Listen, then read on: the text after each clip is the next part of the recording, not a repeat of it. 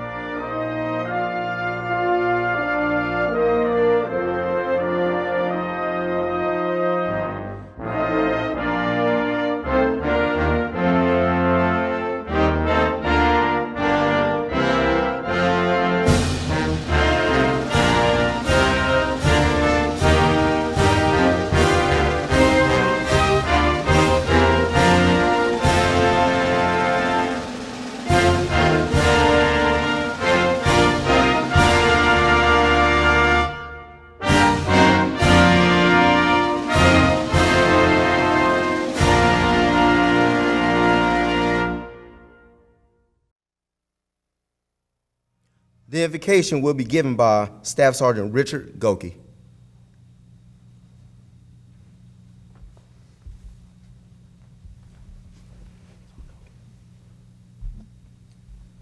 Bow your heads. Just want to take this moment to recognize how incredibly lucky we are to have a roof over our head and food on the table and to have the lights on and for the opportunity to work in this great nation. I hope that each and every one of you makes it home safely and that any gods that you pray to get you back to your families. Travel safe.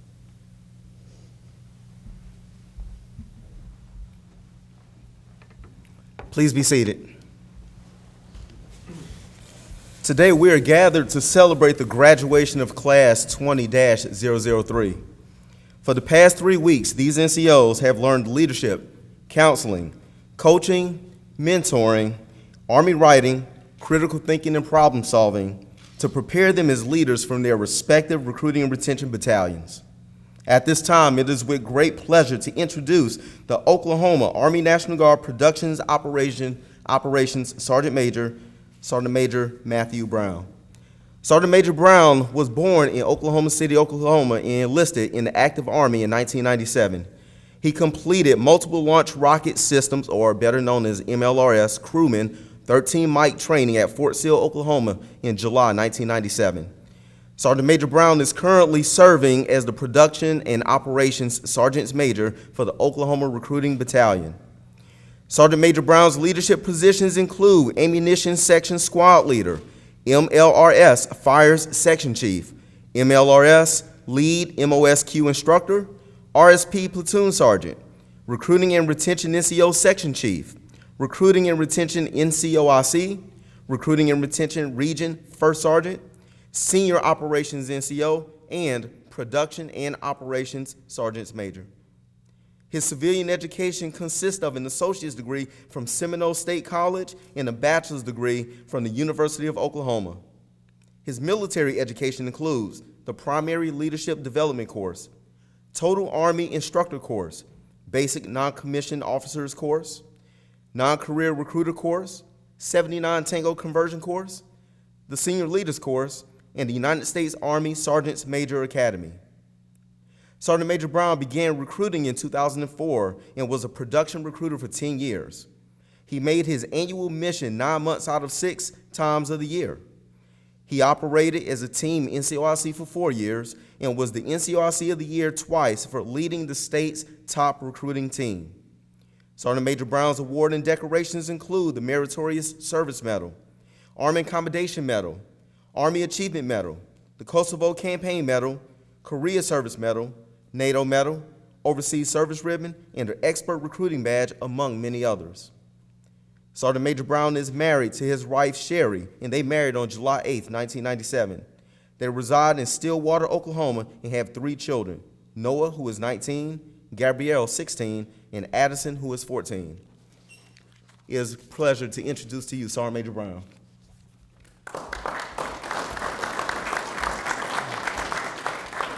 Thank you for those kind words. I apologize for that, guys. I know that was rough. I don't know if I've ever sat there long enough to hear that much about myself ever in one sitting, but I was ready for it to be over. I was almost looking forward to the speech. First of all, I want to thank the staff here for having me. I will let you guys know this was short notice for me. I found out this out about a day or so ago, so I've seen a lot of graduation speeches, and I'm going to go a little bit different route today. I'm going to really talk to you guys personally about maybe some experiences I've had, maybe some things that have helped me along the way as far as production and being a leader in the production field. You guys can take with it what you want. If you don't like it, one ear out the other, but just want to keep it real light today, okay? Again, I want to thank everybody for the invite, for being here. I don't know about you guys, but it seems like every time I come here, everyone here has been converted and is going to be a leader inside of in the recruiting battalion. So you guys this is your first trip to Peck? Impossible, right? We come here all the time, and every time I come here, I always think, Little Rock, man, that's the best, I always think could not have been Hawaii or Florida or something, but you know what? A Little Rock it is, guys. So I appreciate you guys being here, and normally I would say, hey, you guys have done a great job completing the course, but I know it can't be too tough because I see my man Aruba Gonzalez over here. When I was a first NCOIC, he was on my recruiting team. So I know if he made it through, it couldn't have been too tough on you guys, right? Yeah. I'm just kidding. He's actually one of our state's best, and I'm sure you guys are too, okay? This is not a easy job. Would you guys agree? In your states, you guys have tons of AGR full-time personnel banging down the door to come over and do a recruiting gig? Anybody? Crickets? No? I don't know why not, They think everybody comes in at 2 or 10 and then leaves at 2, right? Get your G card to go do whatever you want. That's what they all see anyway. But as you guys sit here, you guys know that's not the whole picture. There could be times that you guys come in at 10, but what they didn't see is you were at an applicant's house at 8 or 9, right? So, when I first heard I was going to come do this, like I said, a short notice, I was a little bit nervous because they didn't know what, they're like, hey, you're going to be a guest speaker. I'm like, what am I going to be a guest speaker for? When they said the SLC graduation, I'm like, all right, I can do that. Talking to my people, I've been where you guys are at. Hopefully you guys aspire to obviously continue to progress and go through the ranks in your recruiting battalions, however they're set up. And I have no doubt that our state, we really focus on not converting people who aren't here for the right reasons and who don't have what it takes to be leaders, okay? And that's what we're going to get into here in a little bit. As I mentioned, this is a hard job. Why is it hard? Anybody from the audience here? What's hard about it? What are the full-timers scared of? Mission, right? That mission over your head. Everyone's scared of the mission, right? When I first started, I was like that too. I'm not saying I would have shake my mom for enlistment, but I might have thought about it, okay? We've all been there. If you want to be an up-and-comer, you want to go hard, we've been there, okay? But when you guys get to where you're at now, you really have to refocus your concentration on not just getting your mission, but being able to lead soldiers, which is why the curriculum here is set up for you guys to really be complete leaders, okay? The mission is the mission. I used to have an office partner, and we would say, it might as well be $1 million. Doesn't matter what the mission is, okay? And you guys really have to look at this as the mission is going to be the mission. If it's $1 million, if it's 5, guys, you have to be able to handle it smoothly and also push that down to your recruiting teams, okay? Because that's the number one thing I see is you guys got to have recruiters out here who've been on the street 6 or 8 months who are extremely stressed and their home life is tanking. And I'm a firm believer this job should not do that. It should not cause you marriages. It should not cause you personal life if you're doing it right. And that's going to be something I talk about here in a little bit. It's going to be your charge as a leader to ensure that you are monitoring that, okay? Of course, there is the mission. Something else that's hard about this job. Would you guys agree some things are out of your control? Some things are out of your control. You know, how many here have floored 3 or 4 people, 5 people in a month, and maybe squeak by with 1? Maybe none. Maybe you floored 3. Hey, why'd this guy roll a donut? Well, boss, he freaking floored 4 people. Now, some of that could have been on you. Maybe you didn't give a good MEPS pre-screen. I don't know. Maybe you're throwing crap on the wall and hoping it sticks. I don't know. But my point is, I've always focused on telling new recruiters the toughest part about this job is the ends don't always justify the means. There are some times when you guys aren't doing anything and your phone rings. You guys ever got that call? That's an enlistment. Just because you answered it, and so Johnny knows Jimmy, and Jimmy wants to join. Did you do anything for that at that moment? You weren't working for it. You'd already done that work with Johnny months or a year prior. But the rapport you built as a leader, which we're going to talk about, adds to it. There's times when you're on the phone, countless times, calling, maybe for an hour and you don't get anything. It's frustrating, right? That's what you guys are going to have to, that's where experience in this job is really going to help you guys, and you really need to pass that on to your recruiters who work for you, okay? I don't know how your states are set up. I don't know if you guys are already in leadership positions, but I feel strongly about this career field. I had a sergeant major tell me one time that in front of a crowd of recruiters, I heard him say, recruiting is not a career path, out of his mouth. And we were a room full of recruiters. We're looking around like, man, what's this guy talking about? What do you mean it's not a career path? It's literally called career recruiter, I thought, once you converted. But, you know, so there are folks out there who feel that way, but you guys are the best of the best. You guys are the key to your state's, if you like it or not, you're key to your state's dollars. Who here is in a state where there's a high focus put on production? Anybody? I know in our state, the tag, he's all over every day when we send a production report out. Tag, our DJS, general officers are all over it. It's important. Okay, so I want you guys to really know that. Okay, odd hours, that's something else that is a struggle in this job. Okay, you have to control it. Okay, everyone here is a seasoned recruiter, okay? So I'm not telling you how to recruit, but what you guys got to focus on is pushing that down to your people. If you see them burning the midnight oil all the time, you know, you guys have to pay attention to those signs. There are odd hours, but I promise you, I made mission every year. Like he said, 6 of my 10 years, I made it in 9 months. So that was my focus. I would get it early, and my NCOIC knew at that point, you're probably going to get 1 out of me every month from here on out. That's about it, which was fine. So you guys really need to manage your schedule, manage your people's schedule. I see that time and time again is when you first get here, a lot of recruiters are a one-man show, right? You're your own business. I don't know if you guys work as a team or not, but you guys really need to focus on managing and monitoring your people's hours and ensuring that they are keeping up with not only the personal side, but what else is it easy to lose track of? Physical fitness, right? Okay, you guys are still in the Army, so are your soldiers, okay? You cannot let them get so wrapped around the axle of production and numbers that everything else falls.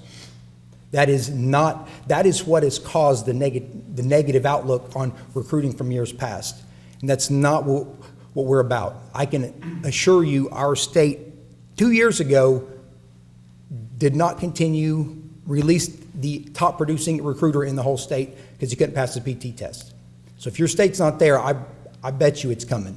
because we're still in the military, so that's something that's very important. And it's hard to manage in here because everyone gets wrapped around the axle on their number. The number. The number's going to be there, guys, okay? Something else that's hard about this job, okay? The weird encounters that you guys have. How many times have you had something that these guys cannot teach in a classroom? Yeah, I went to a house one time and I had a dad tell me, I don't want her to join because I know you guys inject her with crazy stuff at basic that makes her listen to you. I'm like, what do you say to that? You know, I mean, there's no common sense in that, but that's what he thinks. There's no manual for that. You guys teach that at the course? Obviously not, okay? You guys are going to see things in this job, and you already have that are hard to teach in a classroom, okay? But your experience, your time on the street will give you guys the tools to pass it down. It's crucial that you do not hold on to that like it's your precious, okay? Spread the knowledge, what your struggles are, let others know how you overcame that, and that's going to be the key to success on your recruiting teams, okay? Something else that's hard about this job, I feel, is there is no genie in a bottle, okay? I feel some people might argue there is 5121 and 1, we still teach that? Is that still a thing? That's correct. Okay, now, would you guys agree that if everybody does that, everyone's going to get their 18 to 24? Is that true? Probably not. Just being real, guys. Okay? So this job requires a certain degree, I feel it's a good degree, of latitude of creativity. Okay? Do I have any former USEREC guys here? Are you guys in close contact with your USEREC counterparts? There's not a lot of creativity going on over there. Am I correct? It's it's very regimented. You will stay here 2 hours tonight. You will make cold calls until you get 10 appointments. Go. There's not a lot of creativity in that. Would you guys agree you guys have a great degree of latitude with creativity with what do you want to do in your schools? Have you guys set something up that's a good moneymaker for you? Things like that, I feel, is a strong point of the National Guard. And that's, again, something, as your experience calls on, don't hold that close. Share it, okay? And that's going to be something you guys are going to need to do going into a leadership position, okay? So there is no genie in a bottle. There is no if you do this. And I think that's what makes it harder, and I think that's what makes it different than any other MOS in the Army, right? If you're a supply guy, you're an infantry guy, you're an artillery guy. I know as an artillery guy, I knew you had to go get your hides, and you had to go get your fires. You set up in your launcher point. You had to be on heading. It's all in a manual and easy to do. You can duplicate it, right? It's a process, okay? Where your leadership and your experience comes in is I always look at this job as twofold. You have your science, which is what they teach here. Everything that they said earlier is stuff I feel like is grossly overlooked in a recruiting battalion a lot of times, and I'm sure they see that.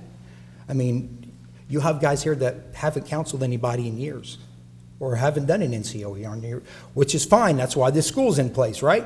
Come learn this stuff, take it back, be a complete leader, okay? But the difference with those jobs is you can set those checkpoints up on a normal MOS. If you do it, you'll be successful. If you get on the heading, if you hit fire, your rocket's going to go where it's supposed to go. A little bit different here, right? That's where the art comes in. Art is hard to teach, okay? It's what I feel is probably, they can't really teach it at the schoolhouse as much because it's hard to grade. Would you guys agree? It's hard to grade. You know, I can sit down and conduct an appointment and I can hit all the checkpoints, right? But there's an art to reading people, to getting them to the end of the cell, to getting them to buy in, to getting them to process the paperwork, moving them along in the process, okay? And that's where the art comes in. And that's where you guys are so important, okay? Because recruiting is like a revolving door. It is in my state. People come and people go. But the ones who stay, who convert, you guys are the steady fixtures in the battalion, okay? So it's really coming on you to pass that on and take your knowledge that you know and go with it, okay? On the leadership, okay, experience. Why is it so important? just like I said, it's not always teachable stuff that you guys go through with your time on the street. Would you guys agree? You're going to see stuff where your projections didn't go through, or this didn't happen, or when I went to a school, that happened. Again, stuff that's not always taught in classes. That's why your experience on the street, guys, is going to be crucial to your success as a leader inside of a recruiting battalion, because not everything is in a manual. There's a lot of stuff off the beaten path that I've learned that you can't read it anywhere. It's just good practice, okay? Attitude and outlook is so important in this job. I really feel like, how do I say this without, in the other military jobs, you don't have to be a great people person to be a great soldier or be effective in that job. Would you guys agree? Right? You can go shoot rockets, you can go be a supply individual and not have great people skills, but if you get the job done, then nobody care, because you're still gonna grade out well. Not the same here, okay? You really have to caution your tone with your attitude, your mood, your motivation, and really your outlook on life and the job, and you have to press that down to your recruiters so they can work freely. I'm a sports guy. In baseball, it's a lot harder to play and not make errors when you're scared to make an error, when there's people yelling at you, when they're all over you. It's the same way with new recruiters, okay? You guys have to be holding that umbrella for them so they can get out and do what they need to do. And like it or not, a happy recruiter is going to be a better recruiter. If they look at this stuff like, hey, I enjoy my job, which probably all you guys I would assume do, or you wouldn't be here, I would hope. I think it's very important that you manage their mood, okay? Manage their outlook. A negative outlook in recruiting is detrimental because kids will smell it. Would you guys agree? You really have to have a short memory, okay? A good month or a bad month. After you hit 4 or 5 on that next month, guess what? It's over. You're on a 0 again, right? Short memory, good or bad, okay? What I've told people is focus on spreading the gospel of the guard. What I mean by that is your job isn't to get 2 a month or 18 a year, whatever your mission is. Your job is to recruit for the National Guard 12 months of the year. That's your job. That's what I tell my people. Show up, do your job, okay? It's pretty simple, guys, but if you can get to where you look at it like that and your recruiters look at it like that, you're not going to have high turnover. They're going to stick because they see that you care about them. You really have to be careful in learning that your recruiters aren't you, okay? Does anybody struggle with that? I do, because I'm like, this was really easy for me. I could show up, I could sell this class. If I had 40 kids in a class, I should leave with 5 to 8 names saying, yes, I want to join. But that's not them, okay? So what I had to learn is you have to let them be them, because, again, kids will smell fake, right? Let them be them, but you have to get to a position where you're not just a good recruiter, you're a good manager, you're a good teacher, you're a good leader in recruiting. Does that make sense? Perfect. Like I mentioned earlier, it's important that you guys stay up on PT and COERs. That's why I think these schools are so important, because I think a lot of times this stuff is forgotten in the field. They just want you to chase that number and you forget the Army stuff, okay? And in closing, guys, I'm going to get off here. It's really important that you guys embrace the total soldier concept, okay? You cannot be a one-trick pony. You have to be able to manage your career and your people's career effectively, okay? Again, PT, NCOERs, everything that is Army is still there, okay? You can't forget it and think, hey, I made mission, because I've seen NCOICs that are like that. They're good at making mission, none of their stuff squared away, they're on the naughty list, everything that comes out, all their people aren't up to date, okay? You guys have to be complete NCOs, and the way I look at leadership, the most important thing is taking care of people, okay? Treat them like a person before a uniform, okay? And I promise you, if your people know you are like that, they will bust through walls for you. They will they will give you the effort necessary so you can go to bed at night knowing your recruiters gave a good effort. You know what, the number's the number. You're supposed to get $1 million this month. Well, we only got 900. I'm okay with that if you are leading them correctly and your soldiers are giving you guys the effort and the attitude that you feel is necessary. I think if you take care of them, it'll all be tenfold. But that's all I have. I appreciate it. Thank you.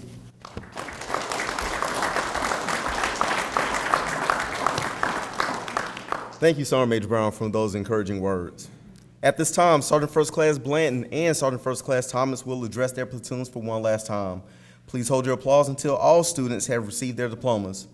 The small group leader for First Platoon, Sergeant First Class Blanton. Good morning. How we doing, class? All right. First of all, congratulations to all of you. All of you. Thank you. I want to thank you, first of all, for taking on this challenge of becoming a senior leader. Not everyone is willing to step up to the plate and deal with everyone else's problems, as that is what my class have said it repeatedly. That's what you're asking for now. We're getting this rocker is not only deal with your issues, but deal with others' issues as well. And with that, I'd also like to say thank you again for as well just being a leader, not only in the military, but yourself personally. Do not forget that you have a life at home. Do not forget that your soldiers have a life at home. You know, mission and the Army and stuff is always going to be there. They're always going to be asking. They're always going to be expecting. And we're going to do that. There's no doubt about that because we're at this point, and that's what we do. But don't forget about your family on that end.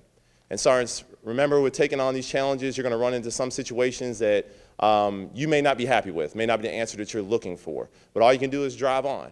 And at that point, you got to remember what you did succeed in, even the small things. You have to champion every win. Yes, every win. They understand what I'm talking about, sorry. No, it's like, so please just remember that. Stay strong, continue to drive, and thank you. I want to say thank you because I believe sometimes we don't hear it enough. So thank you.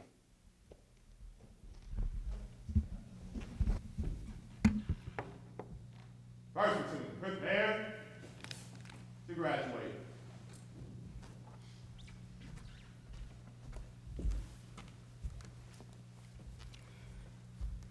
Staff Sergeant Marlon Barrios from Texas. Sergeant First Class Shane Bushy from Montana. Staff Sergeant Michael Chavez from Illinois. Staff Sergeant Stephen Cockrell from Georgia. Staff Sergeant Matthew Cross from Arkansas. Staff Sergeant Scott Deering from West Virginia. Staff Sergeant Douglas Dixon from Missouri. Staff Sergeant Richard Goki from New Mexico. Staff Sergeant Ruben Gonzalez from Oklahoma. Sergeant First Class Jason Hernandez from California. Staff Sergeant Christopher James from West Virginia. And Staff Sergeant Jasmine Lee from Iowa.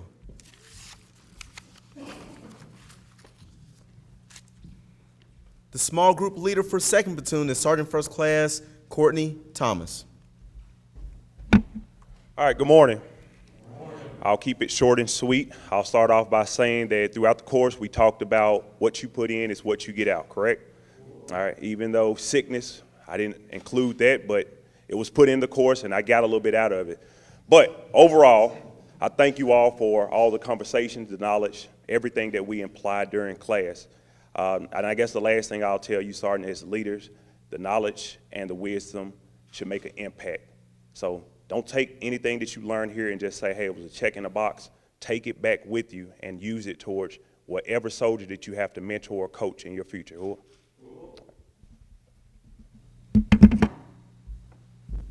Second platoon, prepare to graduate.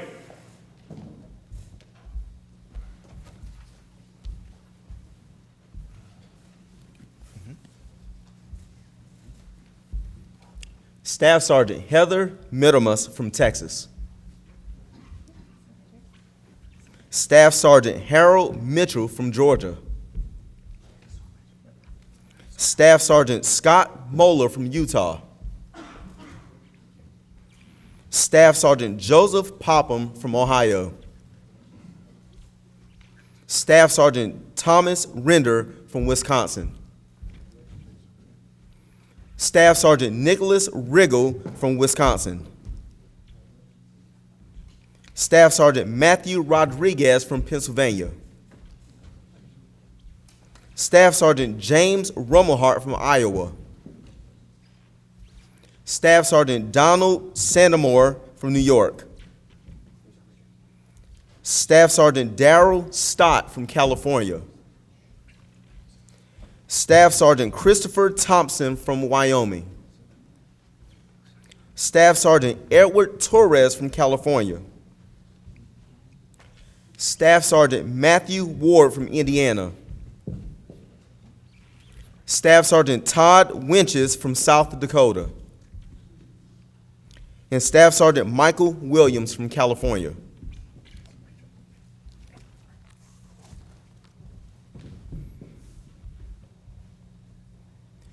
The first award to be presented is the Iron Soldier Award. The Iron Soldier Award is awarded to the student in the class who achieved the highest score on the Army Physical Fitness Test. The recipient of the Iron Soldier Award for Class 20-003 is Sergeant First Class Jason Hernandez from California. Sergeant Hernandez achieved the score of 290 on the Army Physical Fitness Test. Sergeant Hernandez, please come forward to receive your award.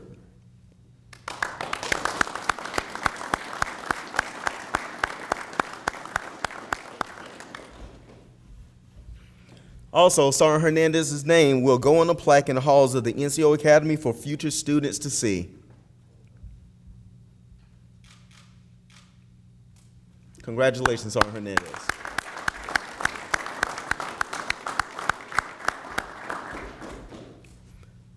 The second award presented is the Minuteman Award. The Minuteman Award is awarded to the student for outstanding leadership in upholding the highest standards of personal and professional conduct while during this course. The significance of this award is that it is voted on by their peers. The recipient of the Minuteman Award for 1st Platoon is Staff Sergeant Michael Chavez from Illinois. Please come forward to receive your award.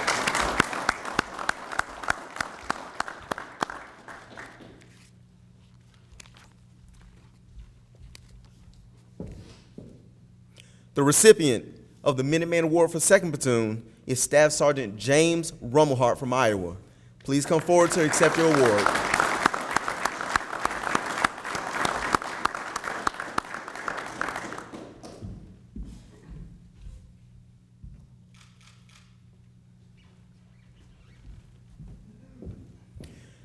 The last award to be presented is the Distinguished Honor Graduate Award.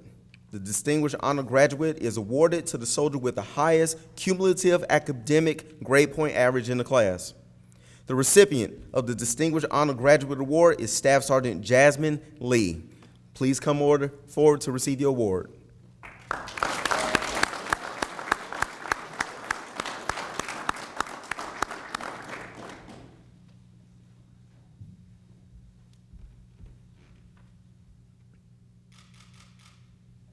Attention to orders. For outstanding achievement while attending the 79 Tango Senior Leader Course, Class 20-003, Staff Sergeant Jasmine D. Lee earned the designation of Honor Graduate through academic and performance evaluations. Her extraordinary efforts and dedication to training reflects distinct credit upon herself, her unit, the Army National Guard, and the United States Army. Given this 31st day of January 2020, signed Colonel Daniel T. Bilko, commanding National Guard Professional Education Center.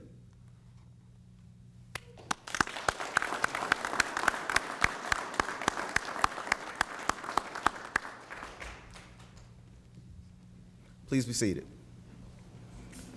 At this time, I would like to present Sergeant Major Brown with a token of appreciation from the 79 Tango NCO Academy and from the National Guard Professional Education Center on behalf of Colonel Bilko. Sergeant Major, thank you for coming to this graduation and giving a speech to the students to encourage them to get back out there into the field and do great things. Thank you. Thank you.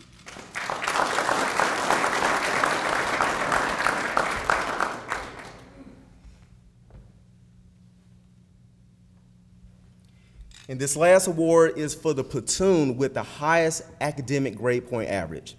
Second platoon has earned the highest academic grade point average of over 98%. The platoon sergeant for second platoon, please come forward to receive this award.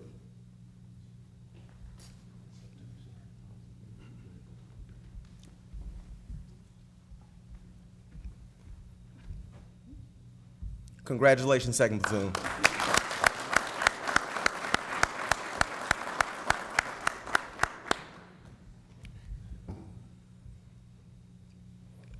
Ladies and gentlemen, please rise for the benediction and the exit of the official party. The benediction will be given by Staff Sergeant Darrell Stott.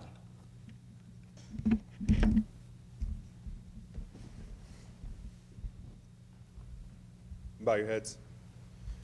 Dear Heavenly Father, thank you for blessing us with your presence during this graduation ceremony. I ask that you watch over everyone as we travel back to our home states, and that we do not forget about the lessons learned and the stories shared as we return to the field to ready the force. In Jesus' name, amen. Amen.